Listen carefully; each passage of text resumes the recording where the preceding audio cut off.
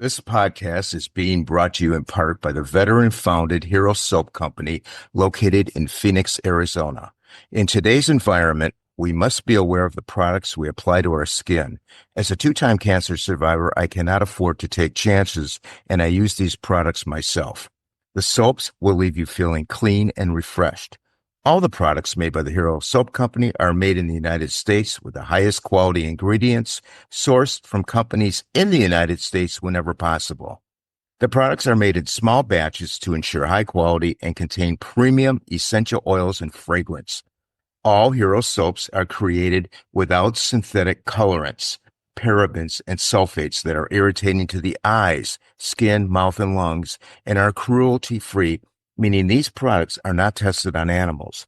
Each 5-ounce bar of soap is handmade in Phoenix, Arizona, and the body wash is available in 8 ounces with such refreshing scents as lime, bourbon, and frost. You will absolutely love this soap. Please also check out their gear for sale. All the products are reasonably priced. Being veteran-founded, the company understands the dedication and sacrifice that each family makes to serve their country. A portion of sales is donated back to charities such as Operation Finally Home, Operation Interdependence, and the Gary Sinise Foundation that are focused on helping veterans and our first responders. Over 1,000 bars have been sent to our deployed troops. Please check out their website, herosoapcompany.com, for pricing and a detailed description of all the products. Now, when ordering, please use the code RAP for a 10% discount. The company information will be listed in the podcast notes.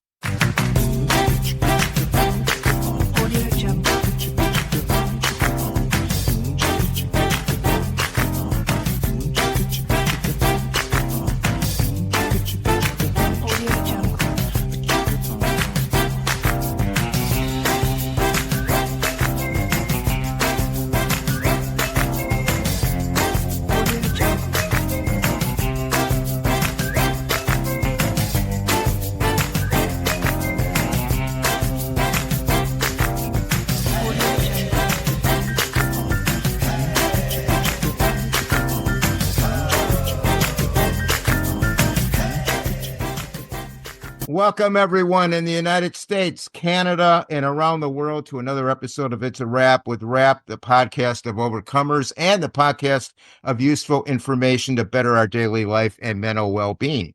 I am your host, Ron Rapaport. I would like to take a moment to thank all our great listeners, our viewers on our YouTube channel, It's a Wrap with Rap, the podcast uncut, and our sponsors and supporters for making the podcast such a success. The podcast is being heard on all major platforms and the podcast website, itsawrapwithrap.com, where you can find all the episodes, previews of future episodes, and great products and services offered from our sponsors. My guest today is Dr. Laura Gabayan. Dr. Gabayan is a world-renowned physician and researcher dedicated to conducting quality work and excellence in everything she pursues. Dr. Gabayan has extensive experience doing and publishing research in scientific journals. Dr. Gabayan is regarded internationally as an expert in the field of emergency medicine. She has received multiple research grants and awards for her work. She completed 3 additional years of research education past her medical training to become a greater expert in research. Dr. Gabayan has now moved her expertise to society as a whole, as she feels this is valuable knowledge that the world should have access to. She has authored a book titled Common Wisdom, 8 Scientific Elements of a Meaningful Life, in which she scientifically defines wisdom as 8 elements. Dr. Gabayan emigrated to the United States at age 6 and attended UCLA for her undergraduate studies, medical school, residency training, and additional training in research. Beginning in 2013, Dr. Gabayan started to experience multiple health challenges that caused her to change course and focus on deeper questions surrounding the meaning of life and wisdom. She then interviewed 60 wise adults across North America and defined wisdom as 8 elements in her book, Common Wisdom. These 8 elements are the secret ingredients to living a life of joy and success. In this project, She was thorough, rigorous, and dedicated to exploring the truth. Dr. Gabayan is here today with us to share her story and discuss the findings of her study regarding wisdom. Welcome, Dr. Gabayan, to the podcast. A pleasure to have you here. Thank you for having me. Explain to us why you, as a physician, took on this project and your interest in wisdom. In other words, what was the catalyst for this? The catalyst was my health, and I will start off that you can still hear that I slur my speech. So I developed a lot of random symptoms in 2013. I kept publishing, and then I noticed that the people who really did not want to label me, did not really care to, were the wise.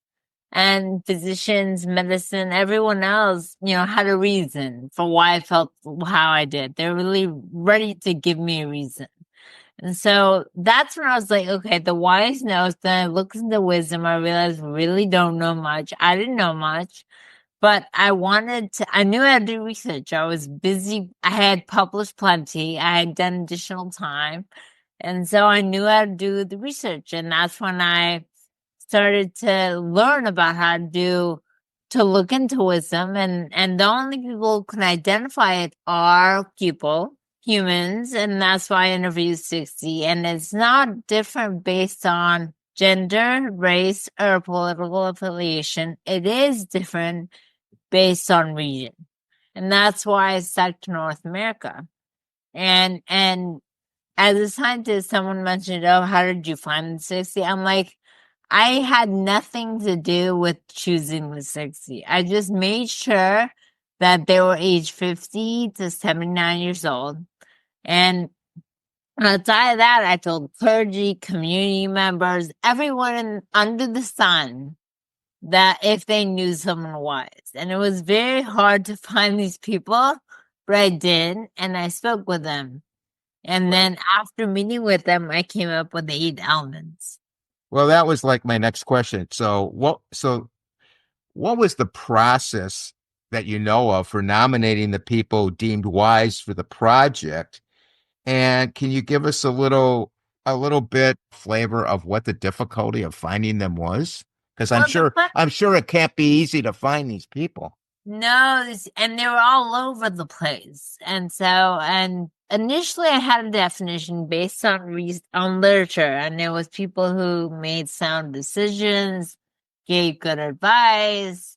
I had a few different recommendations based on literature, but as I spoke to people, they knew, oh yeah, I knew this person I went to college with who is wise, so they nominate that person. Or, oh yeah, I knew this person. Or that's kind of how it went. And they didn't really stick to definition. They knew that one person, and that one person, if they knew, the wise knew someone that was wise as well. Mm. And so they nominated 2 or 3 people, and it just went on like that. So you basically stuck with ages 50 to 79 in the United States and Canada. Yep. Okay. What thought went into selecting? I know there were 10 questions you asked the wise people about how they live their lives. How did you integrate scientific methodology into your study? So there's 2 kinds of research, one that deals with numbers, quantitative, and one that kind of takes a story and converts it into data, and that's qualitative. And so as I spoke to people, a team of me and 2 others reviewed the interview, and after every interview, we assigned a person, certain traits. And based on that, they collapsed into the 8. For example, I tell this to be like positivity. If someone talks about gratitude being a big part of their lives, or if they're really funny, so humor and positivity, or humor and gratitude went into positivity. So the people who had humor and who had gratitude ended up with the positivity trait as well. And when I say trait, it's kind of like element or trait kind of goes hand in hand. It's the same thing.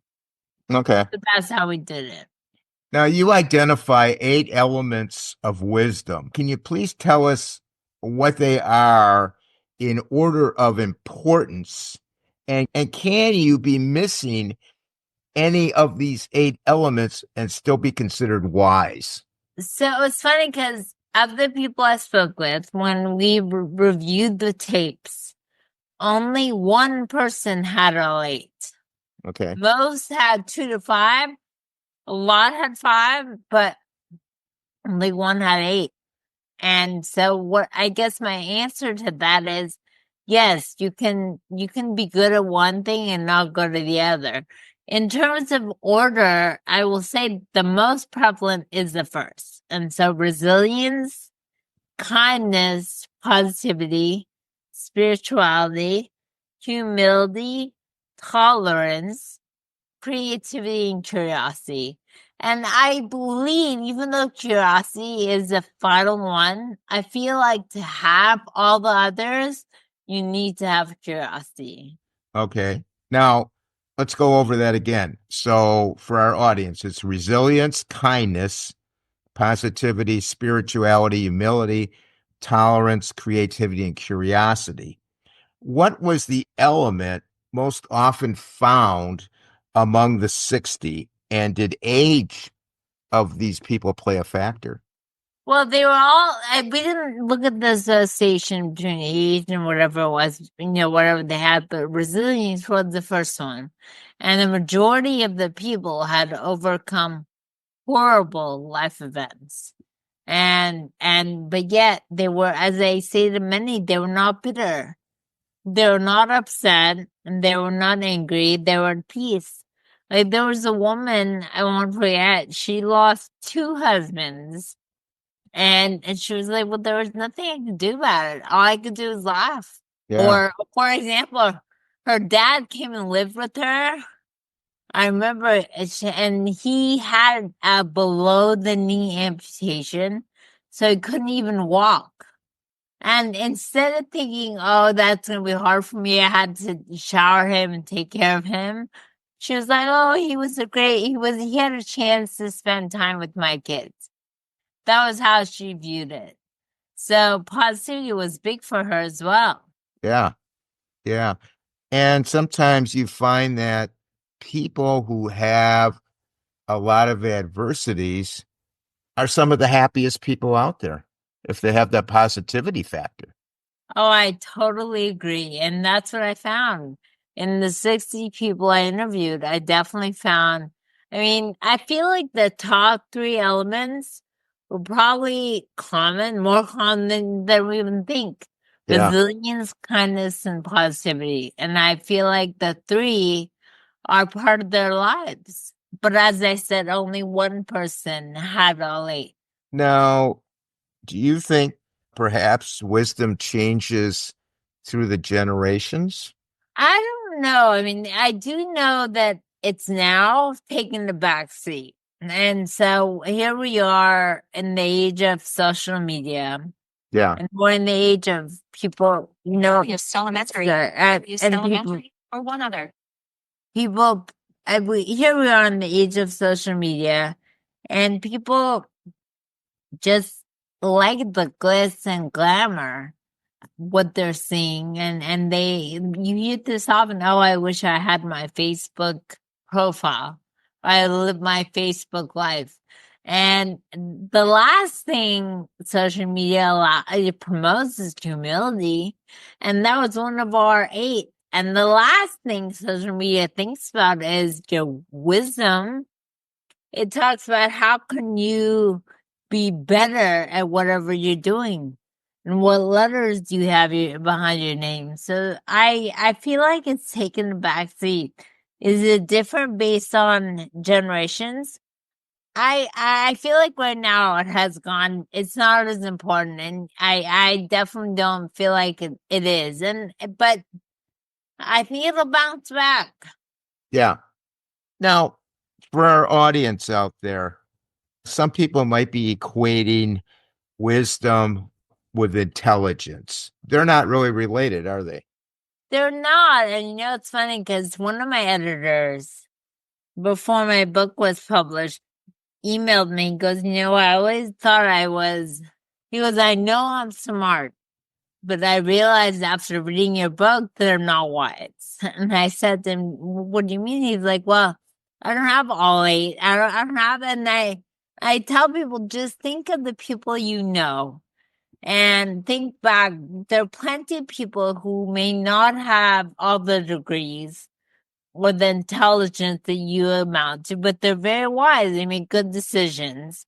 And vice versa. You may know someone who's done a lot, achieved a lot, is really smart, but they haven't made good decisions. They don't live a good life. Right. And so, I don't, they're not related at all. And they're not necessarily, wisdom is not associated with, look, you see more wisdom in those that are older, does have an inverse due relationship with age, and that those between 50s, 60s, and 70s are wisest.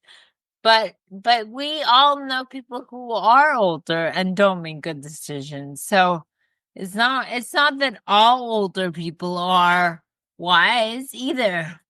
Yeah, that's true. Is it possible, doctor, for a person to go on a journey to become wise? Is that possible? I think so. And it's funny because one of my interviewees was nominated by a medical school friend of mine. I told you, I literally told everyone. And so this was a random friend I went to med school with, and she nominated someone.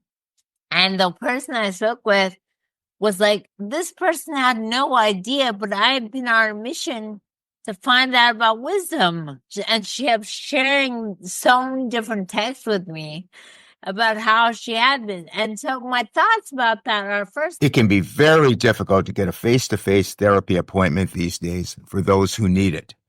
It can be expensive, difficult to squeeze a visit in your hectic schedule, not to mention how lonely and unsupported you can feel in between sessions, and how you just seem to forget all the things your therapist told you since that last visit.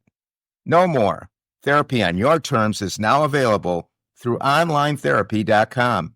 Your personal therapist will be by your side from start to finish, guiding you to a happier you through the sections, worksheets, unlimited messaging, and live sessions available as video, voice only, or text chat. You can do this from wherever you are in the world. Each section includes all the information and hands-on tools that you need to identify, challenge, and overcome your problems. In each worksheet, you will answer questions and get valuable hands-on tools and tips from your therapist on a daily basis.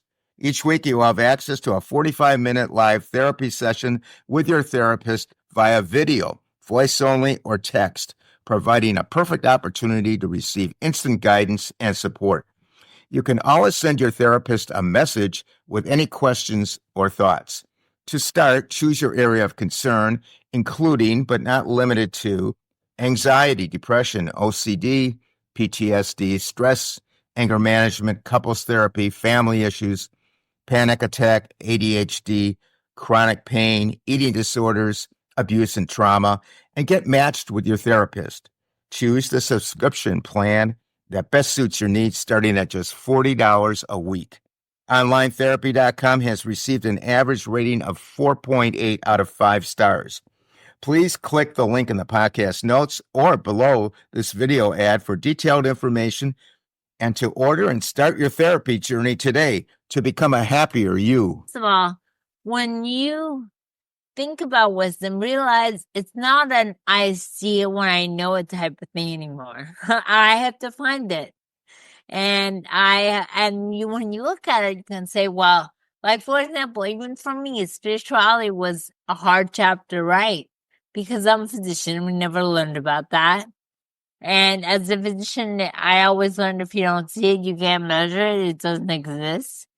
Or kindness. I'm Middle Eastern. And where I came from, kindness was viewed as weakness. And so I believe that, yes, now that I've broken it up, you can say to yourself, I'm really good at this and I'm not good at that. and it could become your mission to become good at X. Okay. That makes sense. That answers that question. So it's possible. Now, of the 8 elements of wisdom, which element surprised you the most, and which element was the hardest to write about? So spirituality was the hardest to write about. And I wrote about that. So in my book, where I have an intro chapter and a final chapter, but I really spent each chapter committed to the theme, the element. And I remember when I wrote spirituality, the editor I was working with was like, no, it's not gonna work. And so I just put it aside, and I, at the very, very end, rewrote it and completely rethought about it and wrote it. But it was very hard for me initially.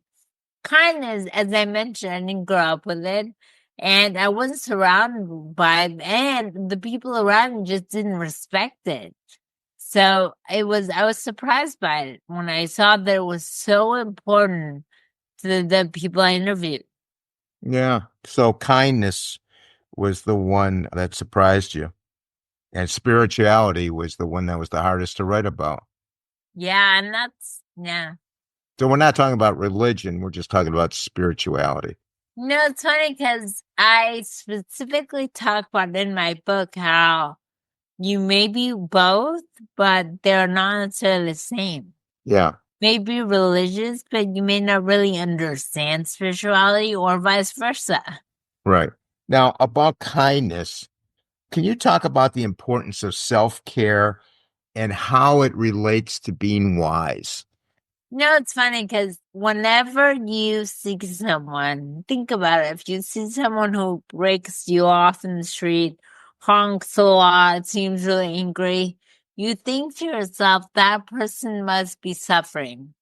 Or I think, oh, that person must be, imagine how they are to themselves. And so I feel like the people I spoke with, kindness was not only an element that they looked at when they, chose their friends or whatever people surrounding them, but kindness was important as to how they treated themselves and how they took care of themselves.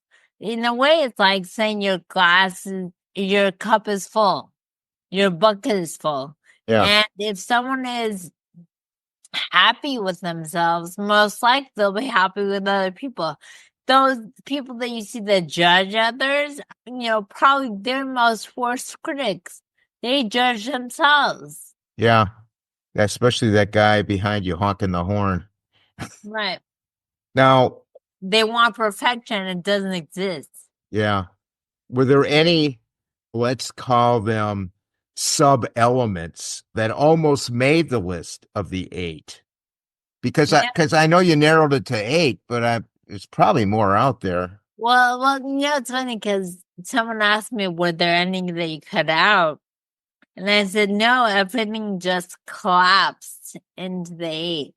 So, for example, I know creativity, it was not only how someone thought about, whatever they did or the world or whatever, it was also how creative they were with their life. If they were well-rounded with their life, if they were creative and they wore many hats. Like I spoke with an orthodontist who was also a magician.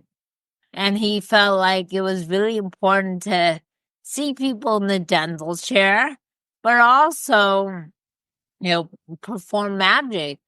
And those are 2 totally different hats to wear, but he did.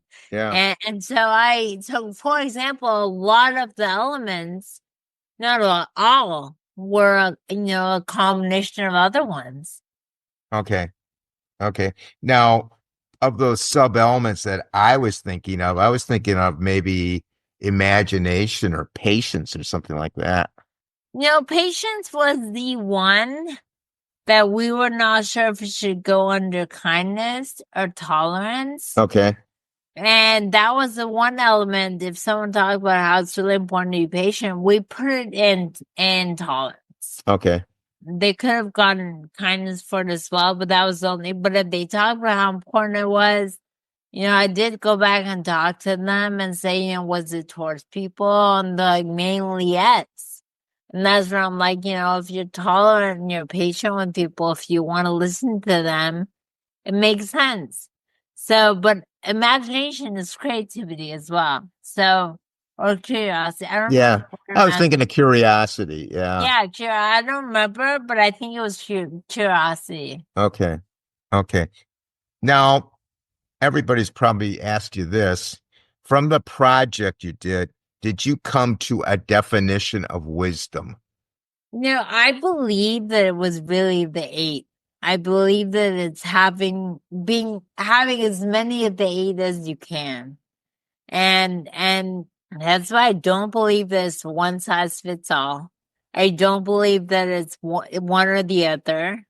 I do believe that you can build whichever one of the 8 that you feel like you're lacking. But I believe that, a person who is wise entertains, considers, appreciates all 8. Okay. So, besides all 8, any definition you could put into words or anything?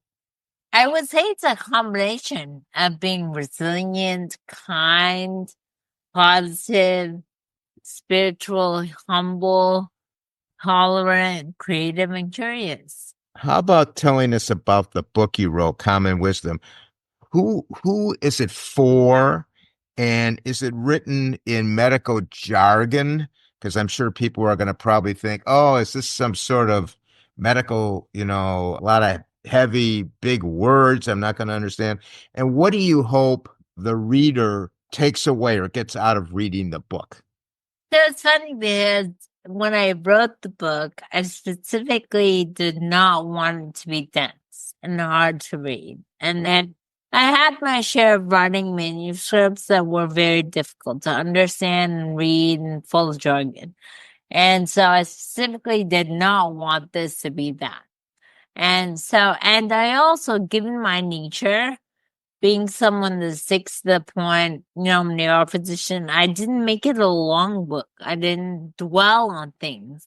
And so someone mentioned, oh, did you cut out parts? I'm like, no, if anything, when I first showed my version to the editor, he's like, this is the pamphlet. This is not that long. And so if anything, it's longer than what I would have written. But both he and I agreed that we wanted to be something that is simple but powerful. And I wrote it because I've definitely felt like those 8 elements are meaningful. And besides being the defining factors of wisdom, because wisdom is kind of like an intangible, superfluous idea. They are really the secret sauce to living or mastering life. Yeah. Living a great life of joy and meaning and success. So I wrote common wisdom, and common is because those are the common elements. I wrote common wisdom really because I knew I wanted to improve everyone's life. And look, we all go through difficulties. We all have challenges in life. Life is not easy by any means. No. And I think it just helps to have a book that kind of can serve as your mentor or friend throughout all this. And that's what the goal of the Calm Wisdom is. Yeah. And I think everybody can look at those 8 elements and try to do better. If they know, they're not a humble person or whatever, they can try to get some humility. So yeah, it's definitely a great book for that, for teaching people what to, what they can improve on. Now, what did you personally get out of the project, and did it change you in any way? I think what it did for me is made me want, like, pay attention to the elements more. And so, for example, I always tell my husband how kind he is. And I noticed that the kids really care about that too. And I'm a very strict person when it comes to how I am with my kids, but I know I can see how they love it that he is so kind. So I think that's it. I'm just noticing things more. Of the elements, I'm noticing more. Or, for example, as I'm going through this difficulty, you can hear my voice. I'm not 100%. And we found out it's chronic Lyme disease, but a friend of mine who read the book was like, well, your first element was resilience. I'm like, you're right. I have to get over this. So I think it just made me pay attention to them more. You think if a doctor read this book, it would change the way they practice medicine? I think so. I mean, I've gotten commentary of how it's changed lives, of how it's changed the way people think it's saved in marriage. I've gotten different thoughts. And I think I do have to say, and knowing how physicians think, they would respect that I come from an academic background. I published a lot in academia. And so they would definitely say to themselves, well, it's done by someone who's committed to doing good work. Well, let me see what she has to say. And they see the read, and yes, it would change the way they practice. Okay. Now, do you plan to continue your research on this subject any further, or is this going to be it? And it's funny, I just read the journal. And I read the book as we know, as we talk. And I'm like, you know what? It was not easy to write that book. And so, no, I don't plan on anything in the future. And I do plan on, once I'm better, shedding the light on others. And I enjoy public speaking. So that's something I would pursue in the future. But that, no, I don't feel like that would be my future, is doing more work on this. I've done my fair share. Okay. Well, what kind of feedback have you gotten on the book from people who've read it? I've gotten that, first of all, yes, I get it. It's not easy to get someone to stop their lives and read it. But when they do, they're like so shocked that it's so easy to read. Yeah. That is so simple, but yet there's so many takeaway points, and they feel lighter. They feel like they're happier because of it. So, and they really appreciate, some mentioned how they appreciate how I have people from different backgrounds in there. I'm like, that was not in any way my choice. No, it's people who nominate other people. It was just, people that people recommended. Yeah. So the feedback I've gotten so far has been very positive. And I feel like, we're just at the start. I mean, I did get published this year, but my goal is for everyone to know about this book. Well, it just dawns on me that this kind of thing, wisdom, is not taught in schools. No. And boy, for who's ever listening to this podcast, I've read the book. It's a great book. Get a copy of it and buy it for your kids. I mean, your kids can learn a lot from this book because this is not taught in school. They're not going to teach this kind of stuff in school. And they really should. Your book should be in every classroom. Yeah, I did. Someone was saying to me how it's really those 8 elements that are not taught in school, and they would only lead to a person living a better life. And I agree with her. And I agree, they're not taught in school, and they're not important in school, but they should be. And I agree. Yeah. Now, how can people contact you, and how can they obtain the book? So the book and the journal, as I said, the journal, by the time this goes live, the journal, I mean, journal just came out yesterday in 1 December. But the book and the journal are on Amazon. Okay. And if anyone wants to contact me, they can do it through the website. Okay. There's a contact me tab as well. But I agree with you. I think that this book, Common Wisdom, is something that everyone should have a copy of. It's so easy to read, and it has such important information in there. I think, and it can enrich anyone's life. Dr. Gabayan, how long did it take you to write this book? Well, the ideas in there took 10 years, right? 10 So years. a lot of thoughts that went into every chapter took years. Wow. Actual writing, I was used to writing because I've written so much. Yeah. The writing didn't take that long. Right. And now I would probably say it took me a total of 6 months to write.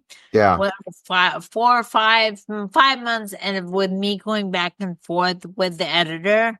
But I'm used to writing. It's just, and I had already written a lot, so. So the research was took the longest. Well, the research is funny because I started in October of 2022. I ended in April of 2023. I started writing the book, I want to say in May of 2023. Ended in September or October 2023, and published this in 2024. But as I said, a lot of the thoughts that were in there were things I had accrued over the years. Okay.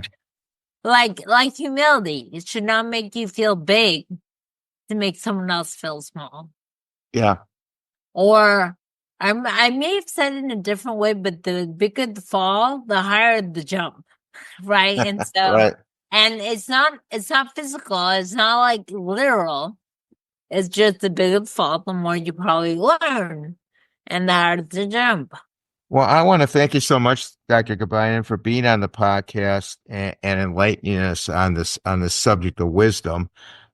And I want to encourage our audience to pick up a copy of the book.